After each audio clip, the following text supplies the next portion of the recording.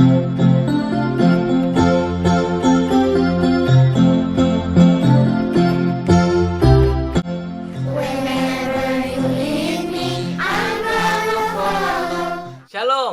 selamat malam dan selamat Sabat bagi kita semua.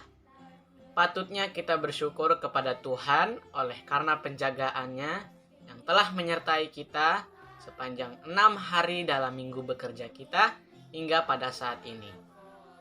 Saat ini, marilah kita siapkan hati dan pikiran kita untuk mendengarkan firman Tuhan yang akan saya bawakan dengan judul Tidak Ada Yang Tersembunyi Bagi Tuhan. Tetapi sebelumnya, mari kita bersatu di dalam doa. Bapa kami yang berada di dalam tahta kerajaan surga, terima kasih Tuhan atas segala berkat-Mu dalam kehidupan kami. Pada saat ini kami akan mendengarkan firman Tuhan, kiranya firman ini agar menjadi berkat bagi kehidupan kami. Hati hamba-Mu yang akan membawakan firman ini, kiranya hamba-Mu dapat menyampaikannya seturut dengan kehendak Tuhan. Di dalam nama Yesus, amin. Ayat renungan kita terdapat di dalam Yeremia 23 ayat 24 yang berbunyi, sekiranya ada seseorang menyembunyikan dirinya di tempat rahasia yang tidak dapat dilihat, demikianlah firman Tuhan. Tidakkah aku memenuhi langit dan bumi? Demikianlah firman Tuhan. Jadi, tidak ada yang tersembunyi di hadapan Tuhan. Sama seperti Tuhan menyuruh Yunus untuk pergi ke Niniwe. Di saat Yunus disuruh Tuhan untuk pergi ke Niniwe, Yunus mencoba untuk menyembunyikan dirinya daripada Tuhan. Hingga suatu saat dia memutuskan dirinya untuk lari ke Tarsis.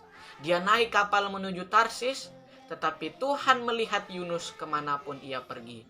Hingga suatu saat Tuhan mengirimkan badai yang sangat dahsyat. Mengetahui bahwa badai yang sangat dahsyat itu ditunjukkan kepada Yunus.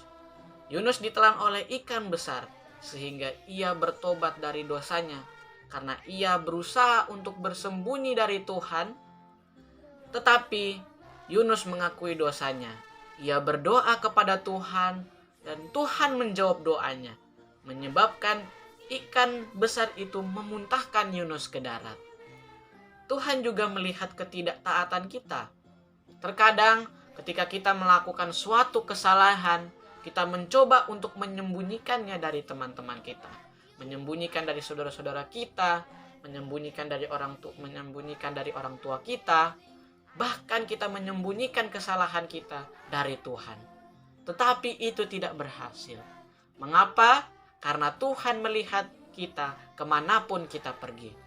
Dia selalu tahu apa yang kita lakukan dan apa yang kita pikirkan. Sama seperti Yunus, dia tidak bisa meninggalkan hadirat Tuhan dengan cara lari ke Tarsis. Tuhan juga melihat masalah di dalam kehidupan kita.